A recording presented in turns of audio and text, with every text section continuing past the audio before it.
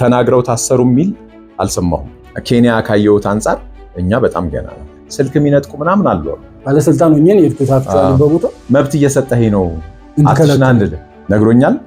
እምቢ ብዬ ነው የገባሁት። ኦልሬዲ እኮ ጭንቅላት ቅኝ ተገዝቷል። ቅኝ የተገዛ ከዚህ በላይ ምን ይሆናል? ሁሉ ነገር ካልተከፈለበት እያልክ ማሰብ ጥሩ ስላልመሰለኝ የእንትና ሚኒስትር ሞባይል አትሞ ይሰጣል ዝም ብሎ ለማያውቀው ሰው ብትሳሳት ቶለሬት የሚያደርግ ሲስተም ያስፈልጋል። እኛ ጋር ለቢስክሌት የተዘጋጀው ይበልጠዋል። በመመሪያው መሰረት ይፈጸም ለማለት ነው። አለቃ የሚኮነው እዚህ ሀገር። የኛ አዲስ አበባ በጣም ማታ ፀሐይ ሆናለች። ወይኔ የደገፉም ሐሳቤን ያልደገፉም አሁን የታሰሩትም ያልታሰሩትም አንድ ላይ ወይ ዋስትና ይሰጣል ወይ ስጋት ውስጥ ይጥላል ይመስላል። ላይሆንም ይችላል። ሞባይልን አስቀምጥ ምናምን የለም። የሚሰሩትን ያውቃሉ። ሚኒስትሩ 16 ወር ደጅ ጠንቻ ያውቃለሁ እኔ እንደሚከለክሉህ እያወቁ ደብዳቤ ጽፈና ይሏል። ነፃነቱ ከተጠያቂነት ጋር ነው። ስራውን የሚያውቅ ኃላፊነት መውሰድ የሚችል ሰው ለመቅጣት ሰበብ ፍለጋ ካልሆነ በስተቀር በጣም ብዙ መኪና ያለ እስኪመስል የስር እርምጃ ውስጥ ከመግባታቸው በፊት መመከር አለባቸው ብዬ አላምንም። ምንድነው ለኔ የሚተላለፈው መልእክት? የፍትህ ስርዓቱ ምን ድረስ እንደሆነ ለማወቅም ቢሆን we have to go further። ፍትህ የሰጡ ዳኞች ደግሞ አፕሪሼት ማድረግ አለ። አስረህ መጠየቅ ስትጀምር የህግ መከበርም አለመከበርም ልክ እንዲደርሰው የሚጋጩ መስለው ግን ይተላለፋሉ። በዚህ አጋጣሚ መንገድ ትራንስፖርት እንዲሰማኝ ደስ ይለኛል። ብዙ ኮሜንቶች ደስ ይላሉ። የክላስ ልዩነት አለ። መቃወሙም ራሱ ደስ ይላል። የግራ መስመር ይዘው ነው የሚሄዱት።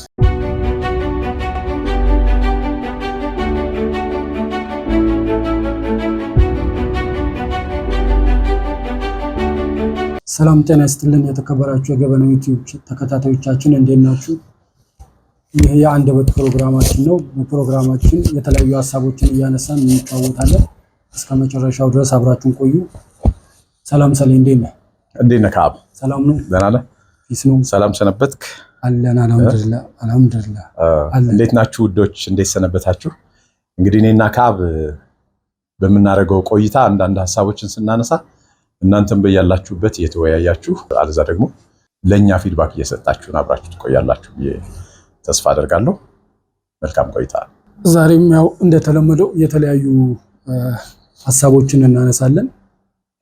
በእነሱ ላይ ያንተን የሚሰማን ነገር ትሰጠናለህ። ያው ተመልካቾቻችንም ደግሞ ለውይይት አስተያየት ይሰጡናል።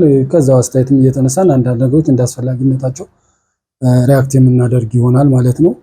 እስከ መጨረሻው ድረስ አብራችሁ እንድትቆዩ ጋብዛለሁ። በነገራችን ላይ ወደ ሌላ ከመሄዳችን በፊት ለገበያኑ ቻናል ቤተሰቦች ሪኮግኒሽን መስጠት ያለብኝ ይመስለኛል። ምክንያቱም አይተህ ከሆነ እኛም ሀሳብ ላይ ስለምናተኩር እነሱም ሀሳብ ላይ ነው የሚያተኩሩት። ብዙ ኮሜንቶች ደስ ይላሉ። እኔ የሚደግፉኝ ብቻ የሚቃወሙኝ ራሱ የሚቃወሙበት መንገድ ደስ ይለኛል እና የሆነ ካልቸር ዴቨሎፕ እያደረግን ይመስላል። ሌላ ቦታ ላይ ተመሳሳይ ኢሹ ተነስቶ ከስር የሚሰጡትን ኮሜንቶች ስታይና እኛ ጋር ስታይ በፍጹም የክላስ ልዩነት አለ። really I have to recognize እና በጣም ነው አፕሪሺየት ማድረገው። እኛ የምንለውን መደገፍ ግድ አይደለም። በምክንያት እስከሆነ ድረስ መቃወሙም ራሱ ደስ ይላል። የተለየ ሐሳብህን የሚያነሱበት መንገድ ደስ ይላልና እኔ እውነት ለመናገር ሳይገባው የሚደግፈኝም ሰው አልወድ። ደገፍከኝም ተቃወምከኝም እኔን አይደለም ሐሳቤን ነው መሆን ያለበት። የኔን ሐሳብ በመቃወምም በመደገፍም ስትመጣ ምክንያታዊ ሆነ መጀመሪያ ሐሳቤ ገብቶ ከዛ ደግሞ የራስህ አስተሳሰብ ኖሮ ሲሆን አፕሪሼት አደርጋለሁና ብዙ እንደዛ ስላየሁ ነው የማደንቀው። ለጥሩ ሐሳቤን የደገፉም ሐሳቤን ያልደገፉም ያላቸው ማነር ነው ማድነቅ የፈለኩት። ይለያል። ይሄ በደንብ ክላስ ያለው ኮሚኒቲ በገበያኑ ዙሪያ እየተሰበሰበ እንደሆነ በደንብ ያየሁበት ስለሆነ ከልብ ድሮ ማቃሉ አክቹአሊ አመሰግናለሁ። የምር ማመስገናለሁ። አይ እውነት ነው። ጥሩ። ዛሬ በመጀመሪያ እንድንነጋገርበት የፈለኩት ያው ሰሞኑን ሁለት ፕሮግራሞቻችን ላይ በተለይ ከቲክቶክ ጋር ተያይዞ የተለያዩ አጀንዳዎችን እያነሳን ስንነጋገር ነበረ። አሁን የአዲስ አበባ ሰላምና ጸጥታ ቢሮ ቲክቶከሮችን የተለያዩ ቲክቶከሮችን ሰብስቦ አነጋግሮ ነበረ። እኛም አንዳንድ ስንሰጣቸው የነበሩ ኮሜንቶችም ስለነበሩ እንደመነሻ ያረኩትም ይህንን በዚህ ላይ እንድነጋገር ፍላጎትም ሳመጣ እንደመነሻ ያደረኩትም አንድ እሱን ስለሆነ ማለት ነው። የተለያዩ አይነት ሀሳቦች ሲነሱ ነበረ። ከነዛ መካከል ደግሞ ያው የታሰሩ ልጆችም ነበሩ። የታሰሩ በተለያየ አይነት ባለፈው ያነሳነው ስለሆነ አሁን መድገም ባይ ዘ ዌይ የታሰሩት እኛ ውይይቱን ካረግን በኋላ ሳንለቀው ነው። እኛ ማክሰኞ ቀረጻ ነበረን። አይ ቲንክ ሮብ ነው መሰለኝ የታሰሩት። ግን ምንም የሚቀየር ነገር ስላልነበረ ለቀቅ ነው። በቃ እኛ ሐሳብ ላይ ነው ፎከሳችን። ስለታሰሩ ይሄ ነገር ምናምን ብለን ምንተውበት ምንም ሪዝን የለም ነበርና ለቀቅን። ምናልባት ያ እንደ ግብአትም ሊጠቅም የቻለ ይመስለኛል። የሚመለከታቸው አካላት እኮ እነሱን እንደሚያዩት እኛንም ያያሉ። ከዛ ግራና ቀኝ አይተው ይመስለኛል ውሳኔ የሚያሳልፉትና 14 ቀን ቀጠሮ ነበረው ታስታውስ ከሆነ በመሃል ነው የተፈቱት። እውነት ለመናገር ያንተን ጥያቄ ማንሳት አይቀርም። መጀመሪያም መንግስት የግድ ማሰር አልነበረበትም። እኔ ሲገባኝ ሳታስርም እኮ ልክ አሁን የአዲስ አበባ ሰላምና ጸጥታ ቢሮ እንዳደረገው ጠርተህ እነሱንም ጭምር አሁን የታሰሩትም ያልታሰሩትም አንድ ላይ ሰብስበህ መጀመሪያ መሆን የነበረበት ነገር ይመስለኛል። የስር እርምጃ ውስጥ ከመግባታቸው በፊት ያ ለመንግስት ነው የሚጠቅመው። ምክንያቱም አሁን እዚህ ሁለት ነገሮች ልታነሳ ትችላለህ። አንደኛ ለምን ታሰሩ የሚል ጥያቄ ያስነሳል። እንደው ስህተትም ሰሩ ቢሆን ስህተት ነው ብለንም እናስብና ሪሊ አስረህ የምታጣራው ጉዳይ ነው ወይ? ምክንያቱም ኦልሬዲ ሄዷል። በተከታታይ እየሄደ ያለ ነገር የለም። አለባበስ ነው የተባለው። ክሱን መሰረት አድርጌ ነው ማወራው። አሁን ንግግር ምናምን ተናግረው ታሰሩ የሚል አልሰማሁም ዜናዎች ላይ። አለባበስ ጋር በተገናኘ ነው የታሰሩት። የአለባበስ አንድ ኢቨንት ላይ ነው የለበሱት። ኢቨንቱ አልፏል። ድጋሚ ያንን ልብስ ለብሰው በየአደባባዩ ኦር በየሚዲያው አልመጡም። ስለዚህ ያን ያህል ለማህበረሰቡ አደጋ የሚሆን ነገር ቀጥሎ የሚመጣ አልነበረም። ስለዚህ ጊዜ ነበረው ልፈልጌ ነው። የሚመለከተው አካል ሰብስቦ ፖሊስም ይሁን መጠየቅ is ኖርማል፣ ችግር አይደለም። ጠርቶ ለምን እንደዚህ ያደርጋችሁ? ምንድነው አላማችሁ? ይሄ በህብረተሰባችን ቁጣ አስነስቷል ምናምን ብለህ የተወሰነ የህብረተሰብ ክፍልም ቢሆን ቁጣ ስላነሳ ያንን መሰረት አድርገህ አንድ ሰውም ሄዶ ቢጠቁም እኮ የሆነ ነገር እየተሰራ ነው ወንጀል ነው ብሎ ካለ የማጣራት ኃላፊነት አለበት። ሲያጣራ ግን ማሰር ግድ ነው ብዬ አላምንም። እሷ ላይ ትንሽ ማለት ስለፈለግኩ ነውና ልክ አዲስ አበባ ጸጥታ ቢሮ እንዳደረገው ተጠርተው መመከር አለባቸው ብዬ አላምንም። ግን አንዳንድ ከማህበረሰቡ እሴትና ባህል ወጡ የተባሉት ነገሮች ተነስተው ሞቲቭ ምንድነው ምናምን መጠናት ነበረበት እና ዲስከስ ማድረግ ነበረባቸው። በኋላ ያደረጉትን መጀመሪያ ማድረግ ነበረባቸው ብዬ ነው የማስበው፣ ከታሰሩትም ጋር ጭምር እንደዛ ብዬ ስለማስብ ነው። አሁን አንድ ነገር ከዚህ ጋር ተያይዞ የሰላምና ጸጥታ ቢሮ እነዚህን አቀራርቦ ለማነጋገር መሞከረው ራሱ በእኛ ያልተለመደ ነገር ነው። ጥሩ ነገር ነው። እሱን አፕሪሺየት ለማድረግ ነው።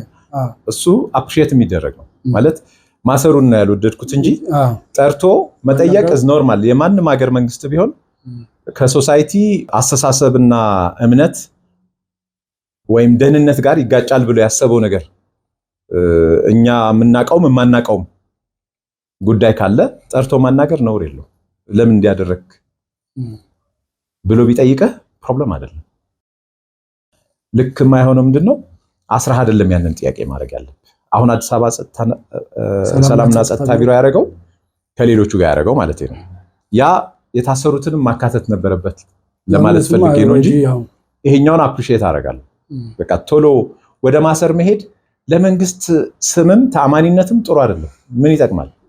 ለምሳሌ 14 ቀን ቀጠሮ ተሰጠ፣ በመሃል ተፈቱ። ምንድነው ለኔ የሚተላለፈው መልእክት? የህግ የበላይነት ነው?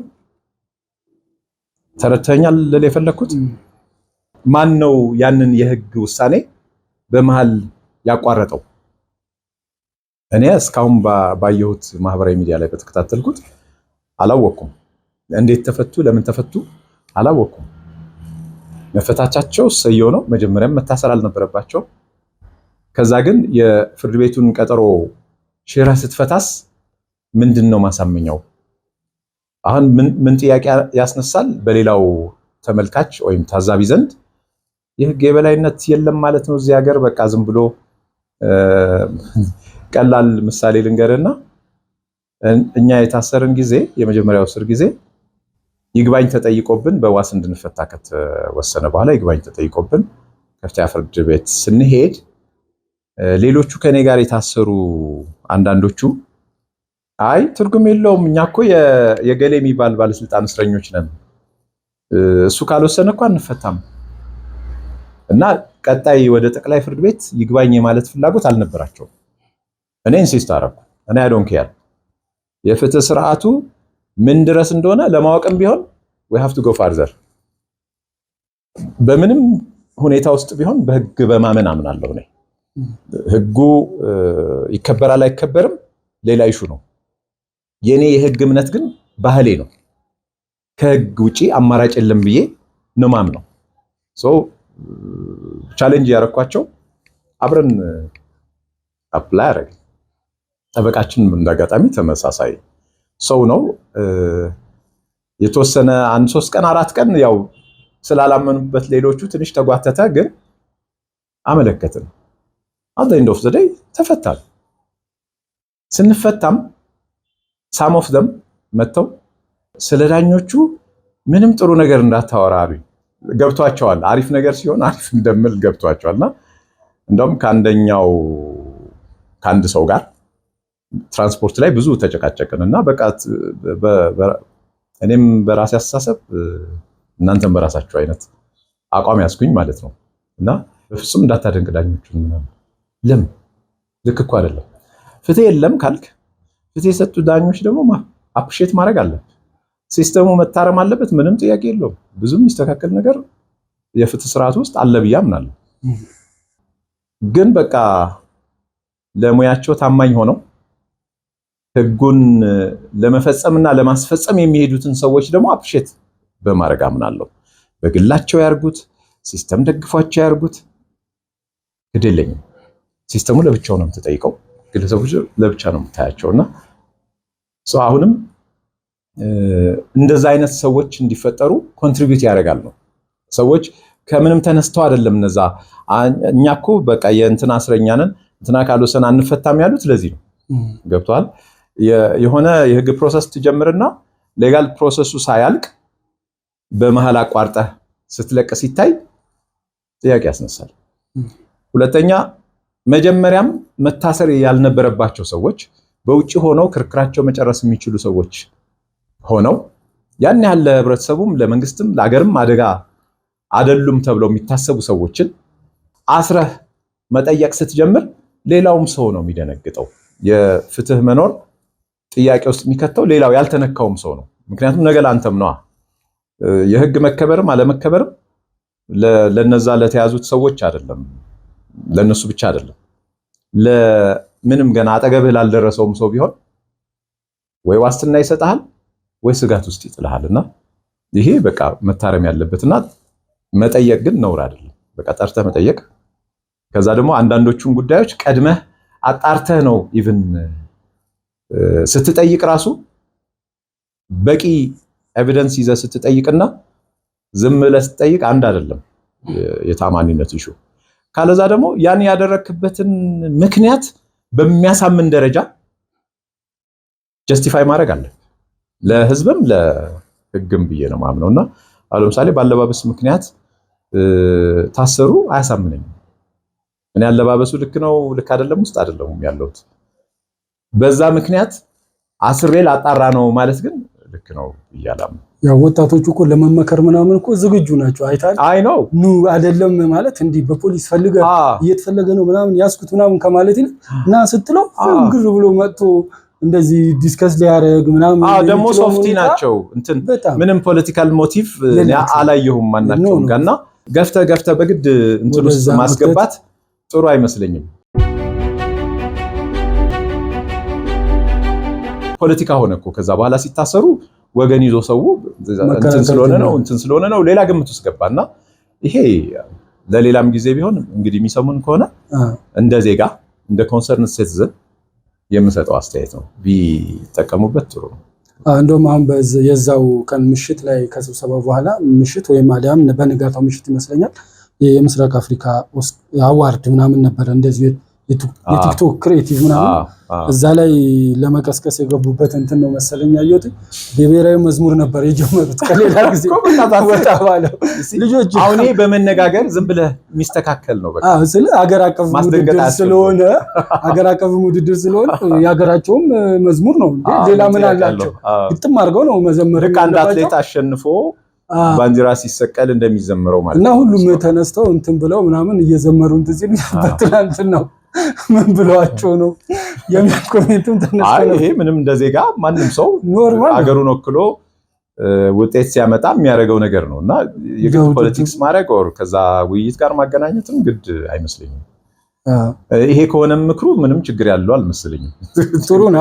አንዳንድ ነጠላ ትርክትን ማስተካከል ማለት ፖለቲካል ናቸው ነገሮች። አሁን እዛ ዲቴል ውስጥ መግባት አያስፈልገንም እና የሆኑ ነገሮችን ማስተካከል ምናምን የሚባሉ ነገሮችን የተሰጡ አቅጣጫዎች ወይም የተወያዩባቸው ነገሮች ነበሩ። ፌር ናቸው፣ አግባብ ነው። ማስገደድ ነው ደስ የሚለኝ ነገር እኔ ፖለቲካ ውስጥ ቆይቼ ማቅ ስለነበረ ምናምን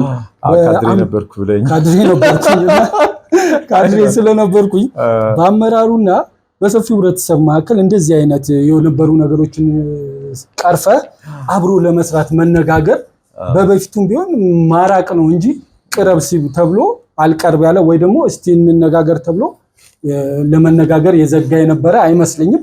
ይሄንን አደንቃለሁ። ጥሩ ነው። በሚኒስቴር መስሪያ ቤት ደረጃም እኮ ጉዞ ሄደው እንደዚህ ምናምን የተለያየ ነገር ጎብኝተው ከተሰራው ነገር ጋር ምናምን አያይዘው ይዩትና ምትሉትን በሉ ተጠቀሙበት ምናምን የሚል ኦሪየንቴሽን አይነት ነገርም ተሰጥቶ ነበረ። ጥሩ ነው። ምክንያቱም ሲሰራ ለአንድ ፖለቲካ ወይም ደግሞ ለአንድ ፓርቲ ምናምን ሆኖ አይቀርም። የሚኖረው ከህዝብ ጋር ነው፣ ለህብረተሰብ ነው የሚቀመጠው። በኋላ ይሄ ፓርቲ ቢኖር ይሄ ፓርቲ ቢሄድ የሆኑ ነገሮች ኖረው የሚኖሩት ከህብረተሰቡ ጋር ነው። ይሄ ወጣት ደግሞ ከሌሎቻችን የበለጠም ባለቤት ነው እንደውም ማለት ነው። ስለዚህ በዛ ለመጠቀም አብሮ ለመስራት የተደረገው ነገር ጥሩ ነው፣ የሚበረታታ ነው። አስደንብሮ ወደ ሌላ ጫፍ ለመክተት የሚደረገው ነገር ላይ ጥንቃቄ ሊደረግበት ይገባል። ዘሎ በአንድ ጊዜ ወንጀለኛ አድርጎ ምናምን አድርጎ ምን ተፈጠረ? አሁን በነገራችን ላይ ሌላ በቀደም በሁለተኛ ፕሮግራማችን ላይ ትክክለኛ ውሳኔ ነው የሚል ተምኔሉ ላይ ያደረከው እንትን ነበረና ከዛ ጋር ተይዞ ልጆቹም የታሰሩበት ወቅት ምናምን ስለሆነ ባለፈው እንዲህ ብሎ በአሁኑ ደግሞ በማሳሰር ትክክለኛ ውሳኔ ነው ብላችሁ ትላላችሁ ምናምን ያለ ሰው ነበረና እስቲ እዚህም ላይ አስተያየት የዞረበት አንዳንድ የዞረበት ፕሮግራሙን ሳያዳምጥ ተምኔል አይቶ ኮሜንት የሚያደርግ ሰው የሚያደርገው ስራ ነው። ውስጥ ገብተህ ስትሰማ ነው ዋናው ሜሴጅም። እንደውም ሁለቱ ሳምንት በዋናነት እኮ ስለመደማመጥ ነው ያወራ ነው። ይሄ ሳይገባህ ለፍረጃና እንዴት ነው ለማቃለል ወር ለመሳደብ መቸኮልን ነው የኮነን ነው እኮ ሁለቱም ሳምንት ላይ።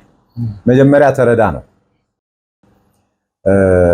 ትክክለኛ ውሳኔ ነው የተባለው ሌላ ነገር ነው ብዬ አይ ለጠይቃ አንተ ባትል ኖሮ እኔ እንዲሁ ዝም ብዬ አስተያየት ነበር ምሰጠው ማለት ለሌሎቹ ላይፈቅድ ስለሚችል ለሌሎቹ እነዚህ ቲክቶከሮች ራሱ እንኳን ቢሆን ሌሎች ቢጠሯቸው ይመጣሉ ወይ የሚለውንም ስታስብ በፖለቲካና ምናምን በሩቁ የሚል ሰፊ የሆነ አስተሳሰብ ስላለ በተለይ ከልዩ ወጣቶችም ከመሆናቸውም ጋር ተያይዞ እንደዚህ አይነት ነገር ውስጥ ቢገቡ ወዳው የቤተሰብም ጫና ምናምን ነገርም ይመጣ ስለነበር እነዛ ሲታሰሩ ስላዩ እነዚህ ሲጠሩ ያው ሊያዝም ከሆነ ለታሰሩም ከሆነ ምን ብለው እንደመጡ እነሱ ነው የሚያውቁት። ባንዴ ሰብስበው ካስቀሩ ምናምን ሊሉ እንደሚችሉ ገምታለሁ። ምክንያቱም እነዛ ሲያዙ ኖርማሊ በሰላም ነው ብለው አስቡ። ያው ስሙ ራሱ ሰላምና ጸጥታ ቢሆኑ በቃ ይሄኔ እንዴት እንደደነበሩ ግማሹ ፈርቶ የቀረ ይኖራል። ያየናቸው ትንሽ ናቸው። መገመት ጥሩ ባይሆን ብቻ ዝም ብሎ ካለው ይመስላል ላይሆንም ይችላል። ተከባብረውም አክብረውም መጥተውም ሊሆን ይችላል። እንደሱ ብትል ብቻ የነበረው ድባብ ስታየው ገና ማለት ዜናው ሲለቀቅ እንዳየሁት እኔም እኮ እንደዛ ጠርጥሬያለሁ። ምን ማለት መቼስ ስብሰባ ብሎ ትንሽ ፖለቲካው አይ ምንም ግምት እኮ መገመት ትችላለህ። ምክንያቱም ሰሞኑን ከሆነው ነገር ጋር ስታየው ሌሎች ልጆች ተይዘው ከዛ እነዚህ ሲጠሩ ግልጽ ነው። ምክንያታዊ ግምት ለመስጠት በቂ ነው ብዬ አምናለሁኝና እነሱ ምን እንዳሰቡ አናቅም፣ ግን የተደረገው ነገር ልክ አይደለም ብዬም አላምንም። ሰሞኑን ወደ ኬንያ አንድ ሁለቴ ሄደ ነበረ። የተለያዩ ፕሮግራሞችንም ከዛ ሆነ አስተላልፈ ነበረና የኬንያ ጉዞን በተመለከተ ትንሽ ብንል አንዳንድ ሁኔታዎች እንደውም የመጀመሪያው ጉዞ ላይ ሄደ እንትን ለቀህ ነበረ። መጀመሪያ አዲስ ነገር ጠብቁ ብለህ ከኬንያ ፌስቡክ አምባሳደር ነው ሚኒስቴር ጋር ነው ከአምባሳደር ጋር በቅርቡ አዲስ ነገር እስቲ ገምቱ ምናምን ብለህ የተለያየ ነገር ገምቱ ብዬ ነው የለቀቀት አዲስ ነገር ጠብቁ እንዴ ዝም ብሎ ምንድነው ሰለሞን ጥገኝነት ሊጠይቅ ነው ወይስ እንትን ነው ምናምን የሚል ሐሳብ የተለያየ ነገርም እንትን ብለን ነበር። በኋላ ደግሞ አንድ ፕሮግራም ደግሞ ሰርተ ስትለቅ የመጀመሪያዋ ላይ ለነሱ ቱሪዝም ወይም ደግሞ ኢንቨስትመንት ቢሮ ፕሮሞት የምታደርግ አክል ነበር የተሰማኝና እስቲ እዛ ላይ አንዳንድ ሐሳቦች ለምን ነበር የሄድከውም የዛም ላይ ደግሞ ፎከስ ያደረከው አንድ ኢትዮጵያዊ ባለሀብት እዛ የሆላንድ ካር ባለቤት ኢንጂነር ታደሰ ተሰማ ማለት ነው እዛ ታድ ሞተርስ በሚል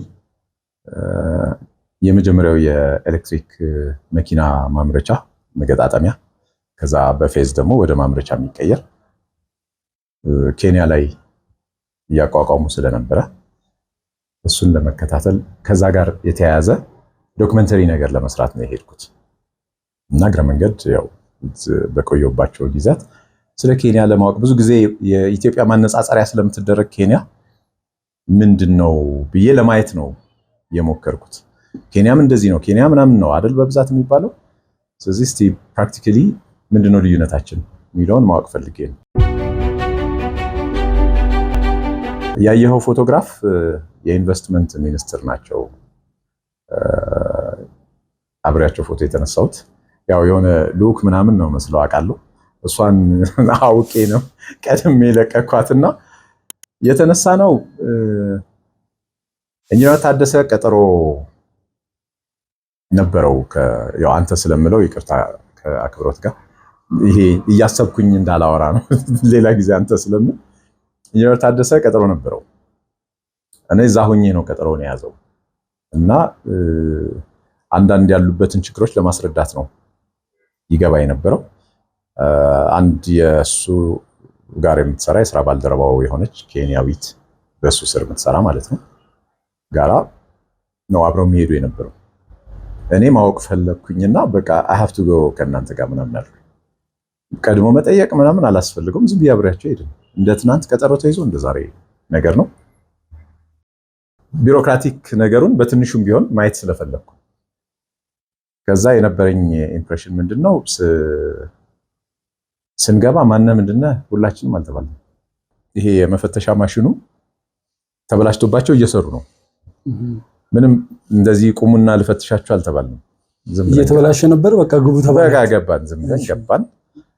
ከዛ ቢሮ አካባቢ ስንደርስም አይ ቲንክ ጋርድ የሚመስሉ ምናምን አሉ፣ ግን ይሄ እንዲህ የልፈራ አይነት ስሜት የላቸውም እና አይገቡም። ኢቭን ጉዳይ ላይ ማን ወዴት ነው አልተባልንም። ቆሟል ዩኒፎርም የለበሰ ሰው ግን ገባን።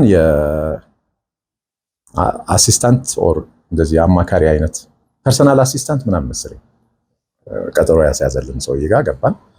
አልደረሱም ሚኒስትሩ። እስከዛ አረፍ በሉ ተባልን ምናምን ትንሽ ቁጭ አልን የሆነች የእንግዳ ማረፊያ ላይ። ከዛ ሚኒስትሩ መጡ። ገባን። አልተፈተሽም። አሁን ሞባይልን አስቀምጥ ምናምን የለም። የገረመኝ ለዚህ ነው። ገባ አላስቀመጥንም ከነ ሞባይላችን ምናምን ገባን። ከዛ ሁለቱ ሲያዋሯቸው እኔ ዝም ብዬ ነው ማዳምጠው።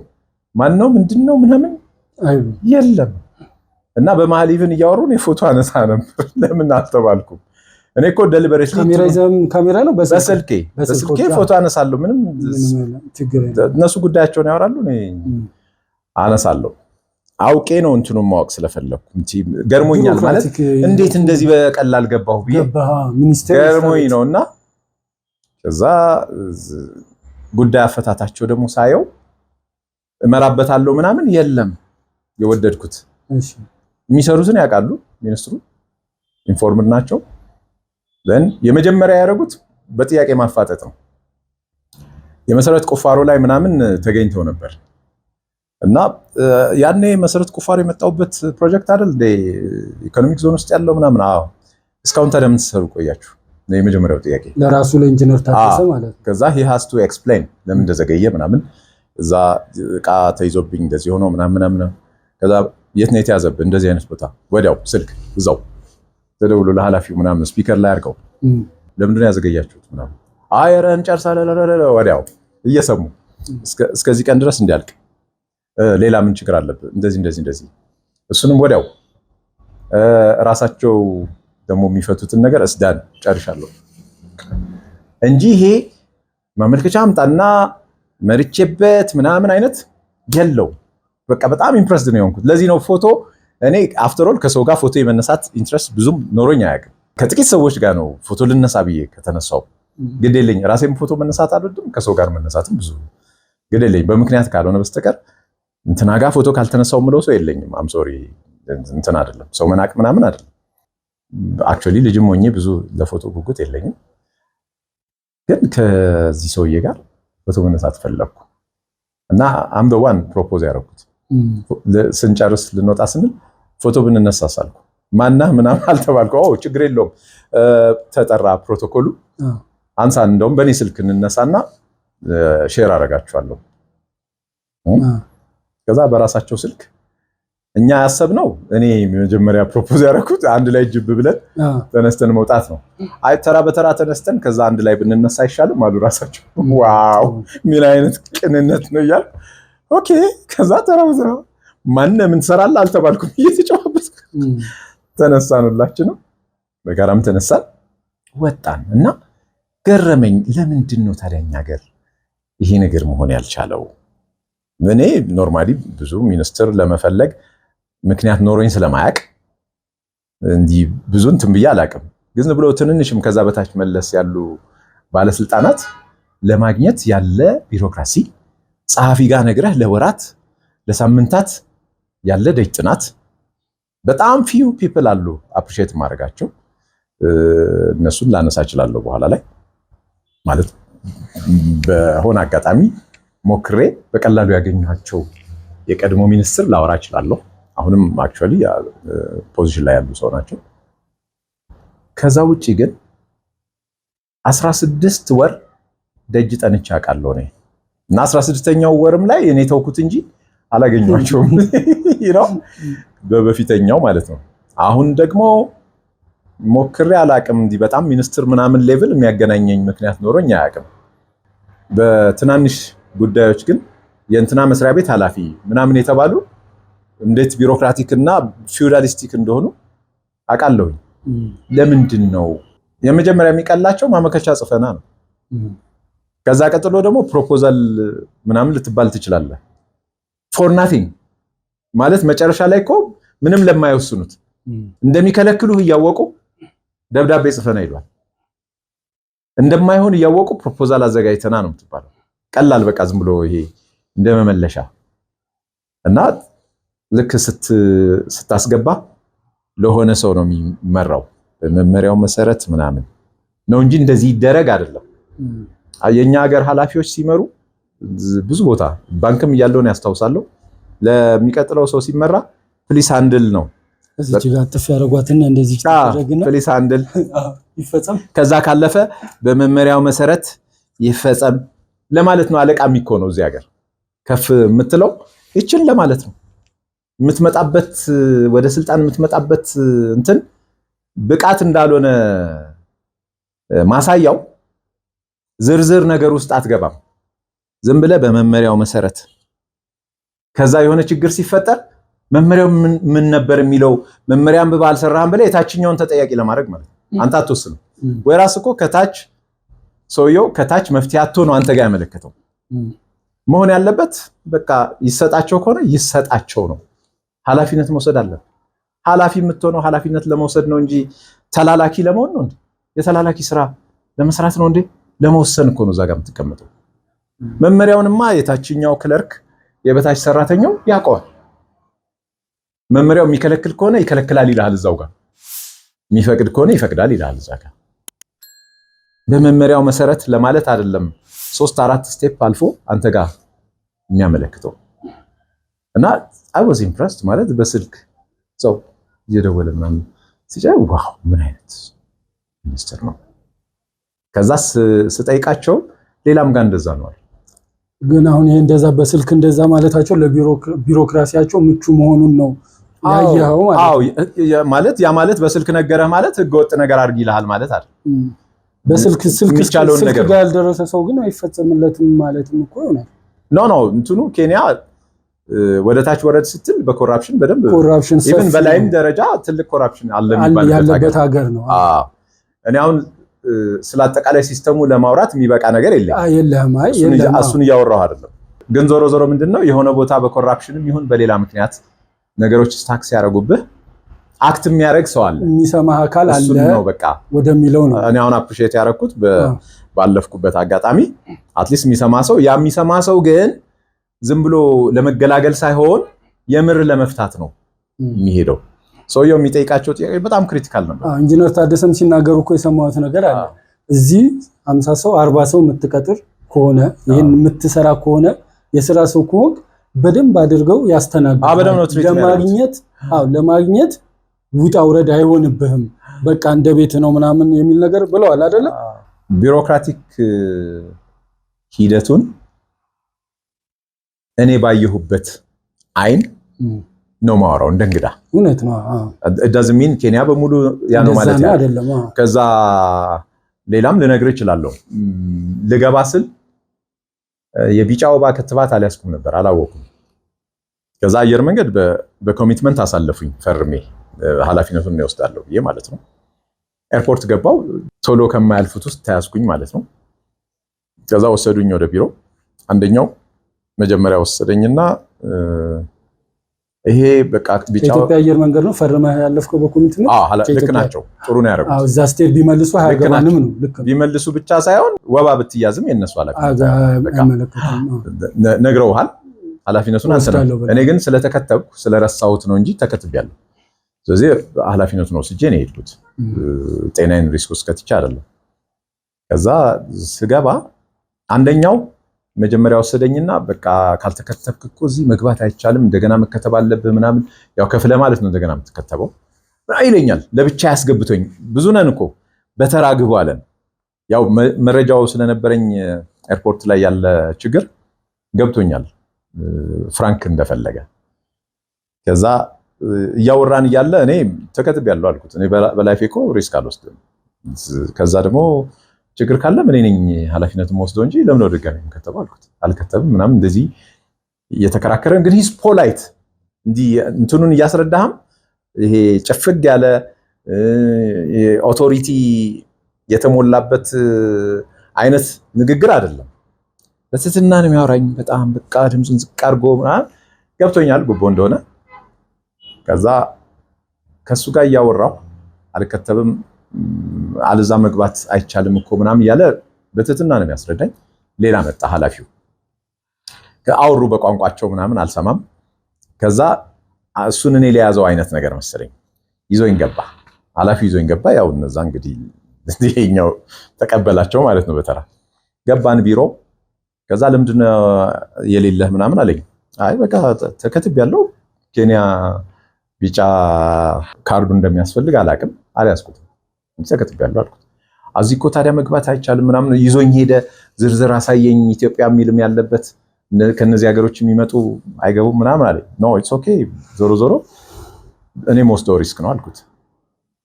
ከዛ የት ነው የመጣኸው ምናምን አለኝ፣ ነገርኩት። ከዛ እንትኑ ፍሬንድሊ ለመሆን በጣም ሲሞክር ገብቶኛል።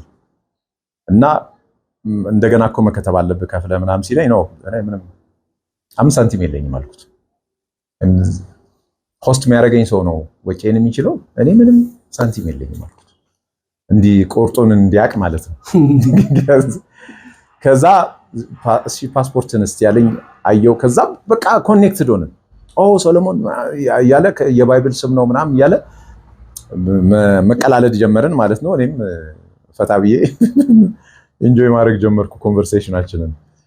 ከዛ በቃ እሺ ችግር የለውም ስልኬን ያዘው፣ ለማንኛውም ወደፊት እንገናኛለን ምናምን ብሎ ስልኩን ሰጠኝ።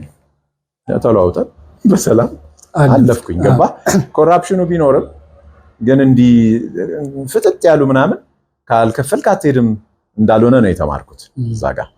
ሁለተኛ ለማስረዳት አቅም ካለህና ትንሽ መከራከር ከቻልክ ደንገጥም እንደሚሉ ሌሎቹም እዛ የሚኖሩት ሲነግሩኝ፣ አንተ እንትንህን ካወቅ በቃ አይጋፉም። ዝም ብለህ ግን የደንጋጣ መጤ አይነት አስተሳሰብ ካለህ ወደኋላ አይሉም ያለህን ለመካፈል። እሱን ነው የነገሩኝ።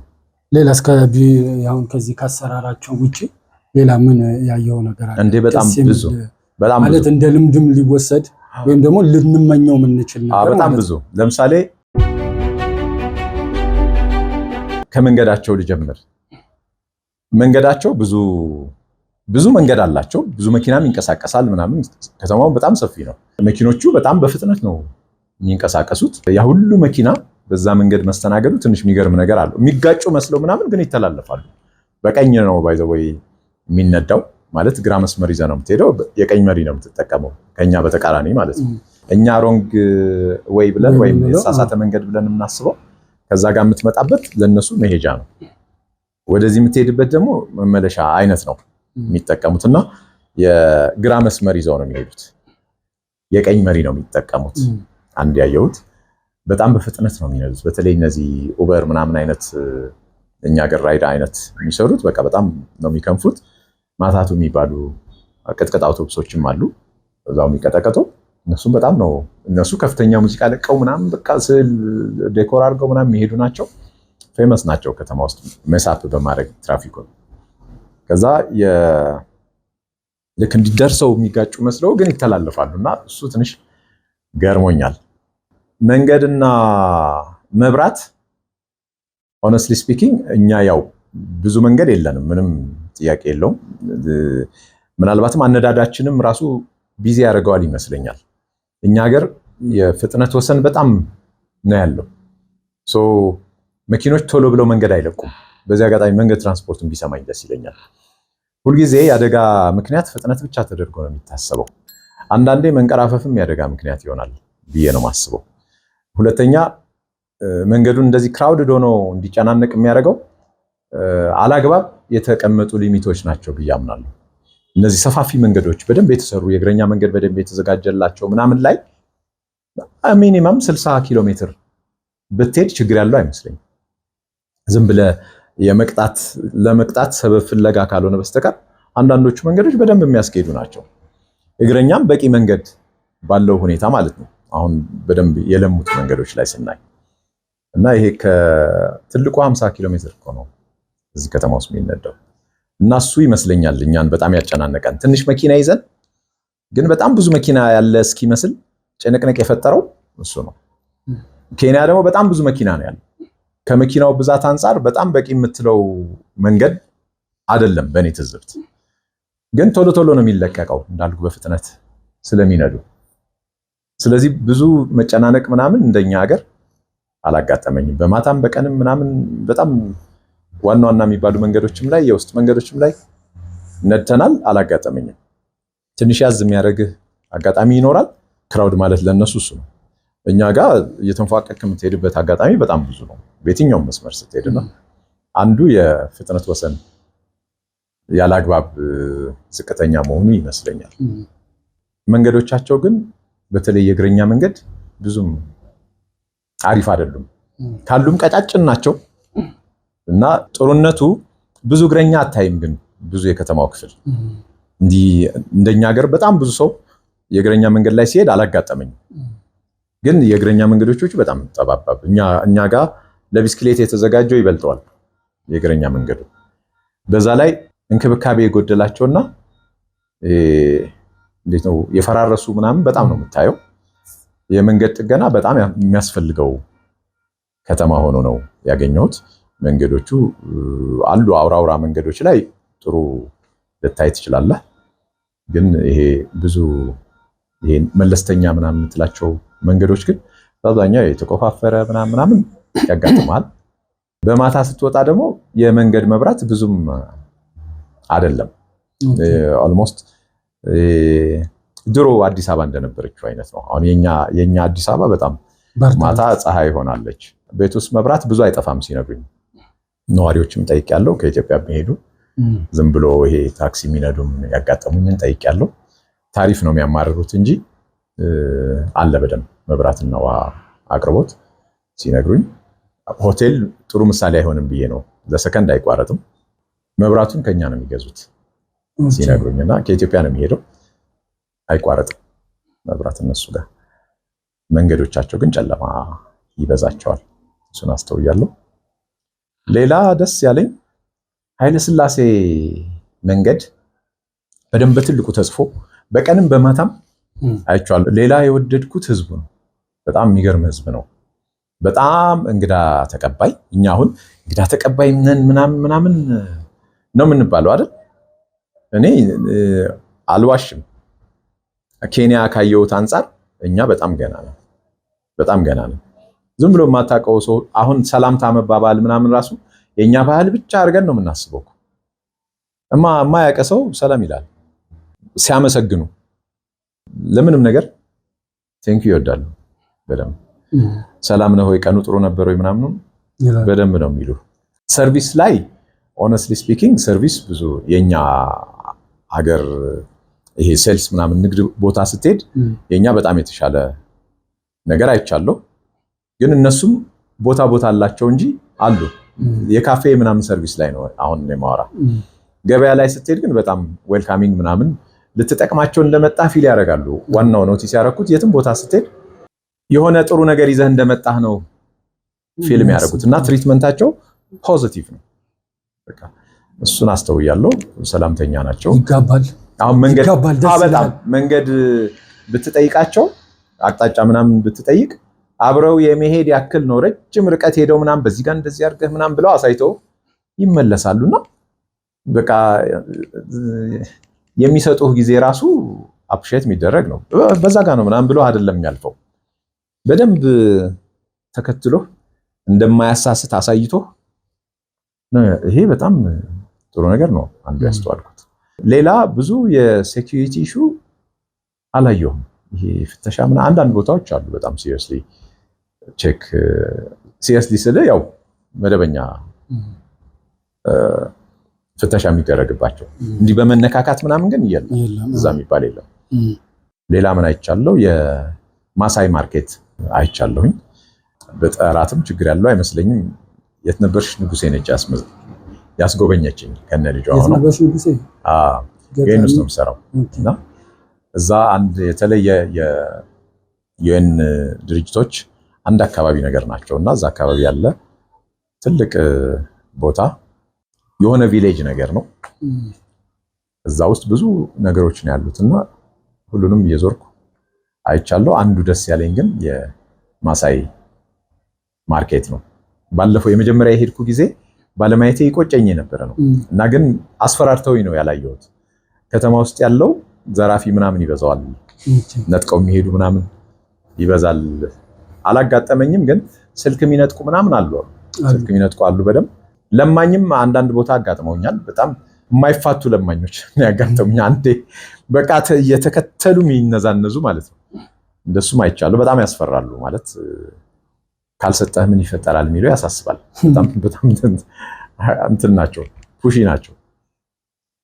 ማሳይ ማርኬት አንዱ ደስ ያለኝ ነው። ሌላ በእሑድ ቀን እንትን ጎብኝተናል፣ የደረቅ ወደብ። እሱ በጣም አስገርሞኛል። ምክንያቱም እንግዲህ አስበው አሁን ሞጆ ደረቅ ወደብ ዝግ ሆኖ እሑድ ቀን ወደ አጥሩ ብትጠጋ ምንድን ነው የሚፈጠረው? ሪሊ በዛ መንገድ ያስተናግዱሃል ወይ ብዬ ሳስብ አይመስለኝም። እኛ ጋር በጣም ብዙ ነገር ጥብቅ ነው። እኔ ያው ፈራ ተባ እያልኩ ነው፣ እነሱ ስለሚያውቁ ነው ይዘውኝ ሄዱት። ችግር የለውም ምናምን አሉኝ። ሄድን። ጥበቃው አናገር ነው ማየት ፈልገን ነው ምናምን አሉት። እስቲ ቆይ ይሻልና በደም ነው በትትና ነው የሚያናገረህ ምናምን። ደወለ አለቃው ጋር ተፈቀደለት። ከዛ ፒካፕ ይዘው ነበረ የጥበቃ እንትን ፓትሮል እያደረጉ ምናምን መሰለኝና እነሱም መጡ። ከዛ በእነሱ መኪና ይዘውን ገቡ። እሁድ ቀን ነው ኢማጂን። እና በጣም ሰፊ ስለሆነ በእግር ቢሆን ኖሮ ብዙ እንደከም ነበር። በራሳቸው መኪና እያዞሩ ይሄ እንደዚህ ነው፣ ይሄ ወደ ዩጋንዳ የሚሄድ ነው፣ ይሄኛው መስመር ለዚህ የሚያገለግል ነው፣ የባቡር መስመሮች ምናምን አሉና እያንዳንዱ ዲቴይል እያስረዱን አዞሩን። ተመልሰን መጣ ደስ እና እዛ ጋር አንድ ኦብዘርቭ ያደረኩት እርስ በርሳቸው ያላቸው መከባበር። ለምሳሌ እኛ የሄድነው በኡበር ነው። ሶ ጥበቃውን አብረን አንተም ከኛ ጋር ብትሆን ደስ ይለናል ምናምን አለው ቦታውን አስለቀቃችሁት ማለት ነው ስንለው ምን አለ መሰለህ የምትለቅበትን ቦታ ምንም እንትኗ አይ ቲንክ ሴኩሪቲ ካሜራ ምናምን ያላችሁ መሰለኝና ምንም እንደኛ ቦታ በጣም የሚባል ነገር የለም። ኢቭን አልተፈተሽንም ስንገባ ነው። እዛም ተመሳሳይ ነው አልተፈተሽንም ስንለው ምን አለ እሱ የሚገባ ከሆነ አብሬያችሁ ገባለሁ አለ ሾፌሩን። ኦኬ በሁለት ነገር ነው የተረጎምኩት። አንደኛው እሱ እዛ ከቆየ የሆነ ችግር እንዳይፈጠር ለጥንቃቄ ይጠቅማል አብሮ መሆኑ። ሁለተኛው ደግሞ ሪስፔክት ነው፣ የራስህን ሰው የራሳቸው ሰው ስለሆነ እሱን ትተነው አንገባም። በሁለቱ መንገድ ነው የተረዳሁት እና ደስ ነው ያለኝ። እኛ ብንሆን እንደዛ እናደርጋለን። ኧረ እኛ ጋር ፈረንጅ የሚያልፍበት ሌላ የሚከለከልበት ብዙ ቦታ በጣም ብዙ አለ። ነጭ ኮንክ ምናምን የሆነ ኮንክ ማተፈተሽበት ሁኔታም አለ። በጣም ብዙ አለ። አይቻ አጋጥሞኛ ነጮቹ ዝም ብለው እያሳለፉ እና ተፈተሽ ምናምን ብሎ ያውቃል። አዳማ ላይ ምናምን ነው የመኮንኖች ሆቴል ነው ምናምን የሚባል ቦታ ለሆነ ለስልጠና ምናምን የተወሰነ ጊዜ ተቀምጬ ባለሁበት እንደ አጋጣሚ ያው ስገባም ስትወጣም ይፈተሻል። ኖርማል ነው። ለምጆ ነበር 2-3 ቀን ማለት ነው። ከዛ አንደኛው የሚሆኑ ፈረንጆች ዝም ብለው እያወሩ ምናምን አለፉ። እኔም ዝም ብዬ ሄድኩ እና አለኝና አልተፈተሽክም አለኝ። ያው እኔም እንትን ባለስልጣን ሆኜ ነው የሄድኩት አክቹአሊ በቦታው። እንዴት ነው የምትፈትሸኝ? ባለስልጣን ነበርክ ማለት ነው? ያው ነበርኩኝና ለምን ነው የምትፈትሸኝ አልኩት። እንዴት ነው የምትፈትሸኝ? ትናንት ምናምን እኮ ስትፈተሽ ነበር። እነሱን ሳትፈትሽ እነሱም 2 ቀን 3 ቀንም ኖረውም ከሆነ እኔም እንደነሱ 2-3 ቀን ኖር ያለው እና እንዴት ነው እንትን የምትለኝ ምናምን አልኩት። በፍጹም አልፈተሽም አለ። አትፈትሸኝም አለ። እፈትሻለሁ አለ። በቃ ብዙ ተከራከረ። መጨረሻ ግን ምንም ማድረግም ስለማልችል ብዙም ጉዳይም ስላልሆነ በቃ ምናምን ተውኩትኝና ለራሳችን ያለን ነገር እንደዛ ነው። ስቲል ያም ይመስላል አሁንም ያለን እንደዛው ነው። እውነት ነው። እኔም አንዴ ምን ገጥሞኛል መሰለህ? ኪራይ ቤቶች ነው ቆይቷል። በጣም ቤት ልጫረት ለቢሮ ሰነድ ለመውሰድ ነው የምገባው። እዚህ ኤግዚቢሽን ማዕከል ጀርባ ነበር። አሁን ይኖር አላውቅም። ከዛ እኔ የትም መስሪያ ቤት ሲሄድ አስቀድሜ ራሴን አልከለክልም። ብዙ ሰው እንደዛ ነው። ቀድሞ መግባት አይቻልም ብሎ ነው አስዩም የሚያደርገው። አይ ዶንት ኬር የትም ቢሆን መጀመሪያ ቀጥ ብዬ ነው የምነዳው ወደዛ መስሪያ ቤት። እነሱ ሲከለክሉኝ ነው አይቻልም ሲሉኝ ይመለሳሉ።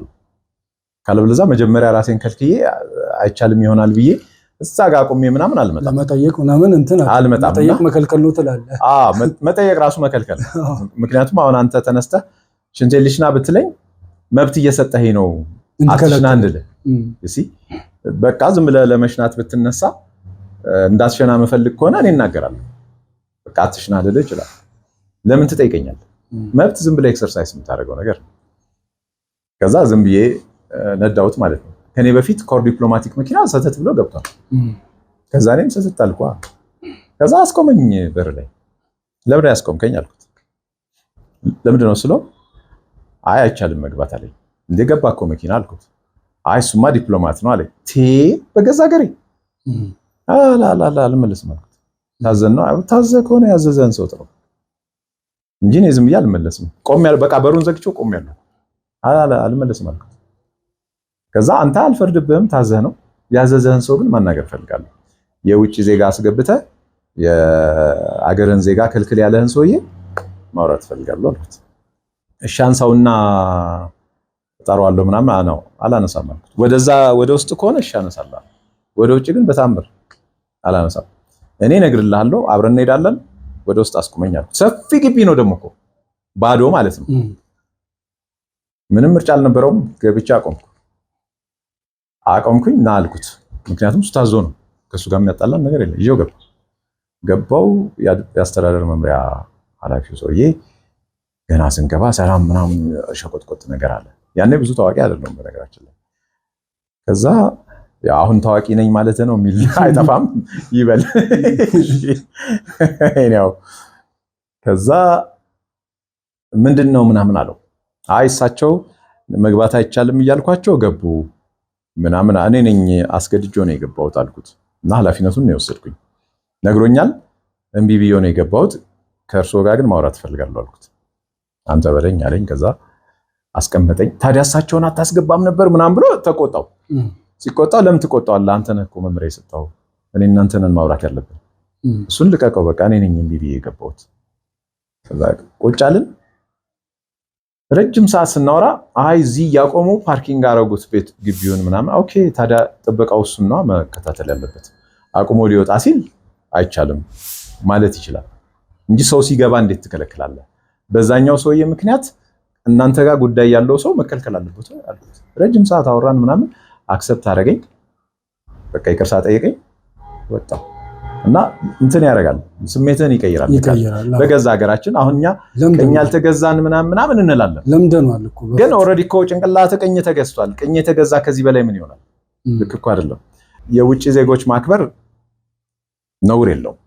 እንኳን የውጭ ዜጋ የሰው ኢትዮጵያዊ የሚሆነ ወደ አንተ ቤት ሲመጣ አክብረህ ነው የምትቀበለው። እሱ ጥሩ ባህል ነው። ስትቀበለው ግን አንተ መሬት ተኝተህ አልጋ ላይ ልታስተኛው መሆን የለበትም። ልክ አይደለም። ለማንም ቢሆን ራስን ከማክበር ይጀምራል እንግዶችን ማክበር።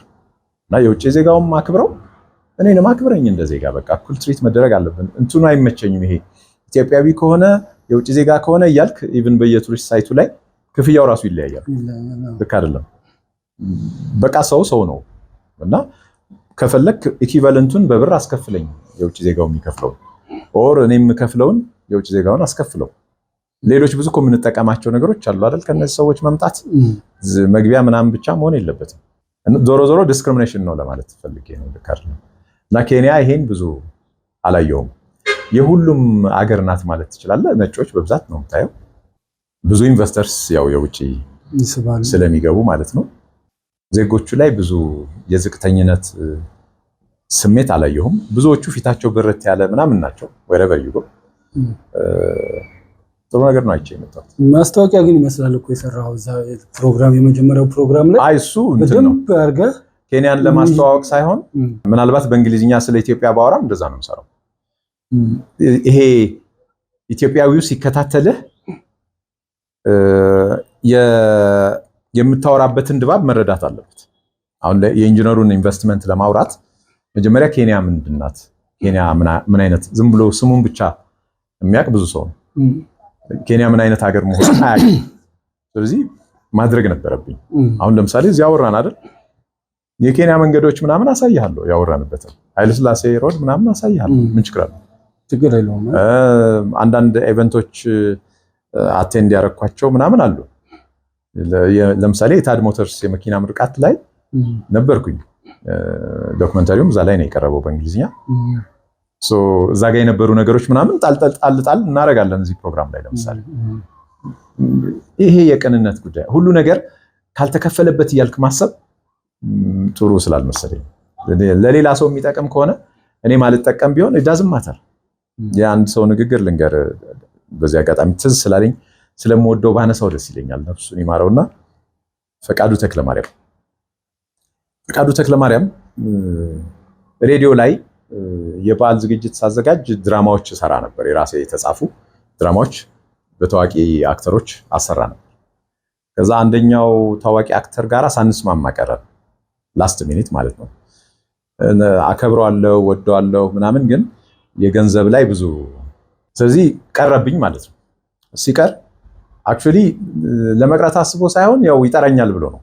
እኔ ደግሞ ለኛ ነኝ ተውኩትና በቃ በሱ ሌቭል ማከብረው ማደንቀው ሰው አለ። ፈቃዱ ተክለማርያም ደወልኩለት። ገና አንተዋወቅም የዛኔ ስልኩን ፈልጌ ደወልኩለትና ፍቄ ላንተ የሚመጥንህ አይደለም የምትሰራው ስራ ግን በቃ ክፍያዬ ይሄን ያህል ነው። ያንተ ሮል ከ10 ደቂቃ አያልፍም። ስለዚህ በደቂቃ ነው ተሰልቶ የሚከፈለው። በደቂቃ ስናሰለው ያኔ ሬዲዮ 4 ብር ነገር ምናምን ነው የሚከፍላቸው። እኔ 15 ብር ምናምን ነው የሚከፍለው በደቂቃ። እንደዚህ ነው የምከፍልህ። በ10 ደቂቃ ሲሰላ በጣም ትንሽ ናት አልኩት። 150 ብር ያኔ ዋጋ አለው 150 ብር በነገራችን ላይ የሰው ደሞዝ ሁሉ ነበር እኮ 150 ነው የሚሆነው። ግን ላንተ አይመጥንህም፣ የኔ አቅም ግን ይሄ ነው አልኩት። ምን እንዳለኝ ልንገርህ ሰሌ እኔ ባልጠቀም አንተ የምትጠቀም ከሆነ ችግር የለውም ማለት። ዋው እንዴት አይነት ጤናማ አሳሰብ! የሚገርም ጨምሬ ነው የሰጠሁት። ምክንያቱም አሳሰቡ ደስ ይላል። ጨምሬ ነው ስለማከብረው ማለት። ሌሎችም እንደዛ ነው ማድረገው። ባይዘው ለምሳሌ ከ100 ብር በታች 1 ደቂቃ ገብቶ ሰርቶ እንዴት ነው 15 ብር የምትሰጠው? ሚኒመም 100 ብር ምናምን ሰጣለሁ። ደስ ብሏቸው ነው የሚሄዱት።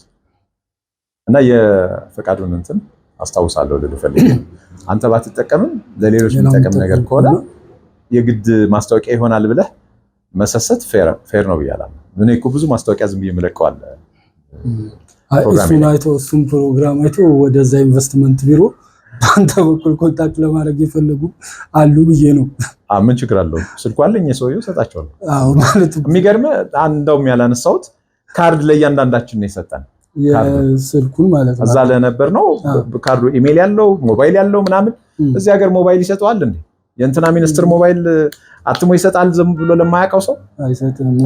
እንትን ይፈራል። ኢቨን ስልኩን አግኝተህ ከደወልክ ከየት አገኘው ምናምን ሊል ይችላል። መጀመሪያ እሱ ነው የሚቀድመው። ሲሪየስሊ እና የሚገርመው የተነሳነውን ፎቶ እኮ ላከልን።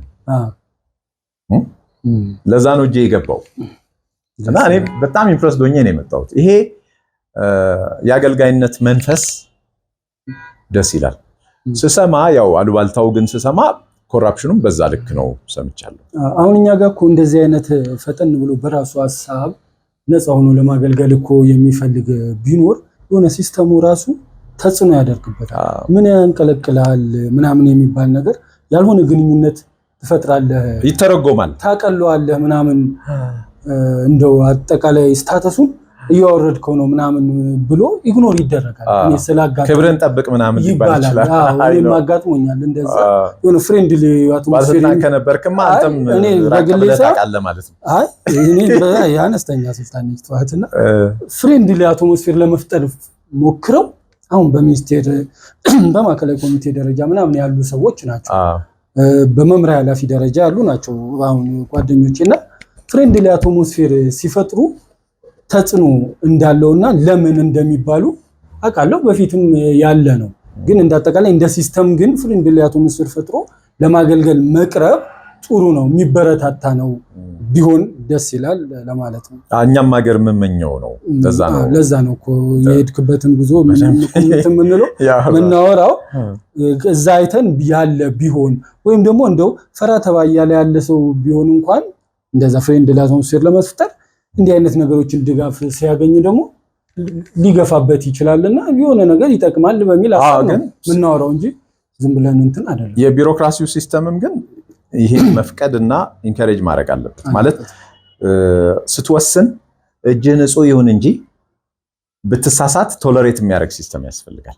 ገብቷል? አሁን የሚፈሩት የሚመስለኝ አንደኛ የእውቀት ኢሹ አለው፣ ሁለተኛ ከወሰንኩኝ ኮራፕሽን ነው ይባልብኛል የሚል ፍርሃት አለው እና ሁልጊዜ ድጋፍ ትፈልጋለህ ወይ ማኔጅመንት ስብሰባ ትጠራለህ። የሚታወቀውን የሰው መብት ማለት ነው ኦልሬዲ በመመሪያ በምን የተቀመጠም ነገር ሆኖ ቆይ እንሰብሰብበት ትላለህ ወይ ባለሙያ ላማክር ትላለህ። እያወቀው ጉዳዩም ማለት ነው መወሰን እየቻልክ የሆነ ድጋፍ የምታሳብበት አካል ትፈልጋለህ ወይ ለበላይ አካል ላቅርበው ትላለህ የመሳሰለው። እንደኔ እምነት ቢሮክራሲ ሊሻሻል የሚችለው አንደኛ በሚያውቁ ሰዎች በደንብ ኃላፊነታቸው ምን ድረስ እንደሆነ በሚያውቁ ሰዎች ሲሞላ ነው ቢሮክራሲው። ሁለተኛ የመወሰን ነፃነት ሲኖራቸው ነው። ፎር ኤቭሪቲንግ ዝም ብለህ የበላይ አካል ጋር አማካሪ ጋር ማኔጅመንት ጋር መሄድ አይጠበቅብህም። እጅ ግን ንጹህ መሆን አለበት። ስለዚህ ነፃነቱ ከተጠያቂነት ጋር ነው መሆን ያለበት። የተሳሳትከው ጉቦ በልተህ ሆን ብለህ ከሆነ ምህረት የማያደርግ ስርዓት ነው ሊኖር የሚገባው። አይ ደግሞ ኢኖሰንትሊ በቃ ሊያሳምን በሚችል ደረጃ መመሪያም ግምት ውስጥ ከተህ የሰዎችንም ችግር ውስጥ ግምት ውስጥ ከተህ ወስነህ ከሆነ የሚከላከልልህ ስርዓት ያስፈልጋል። ሁሉ ነገር ከጉቦ ጋር ሁሉ ነገር ከኮኔክሽን ጋር ምናምን መያያዝ አለበት ብዬ አላምንም እና የመወሰን ነፃነት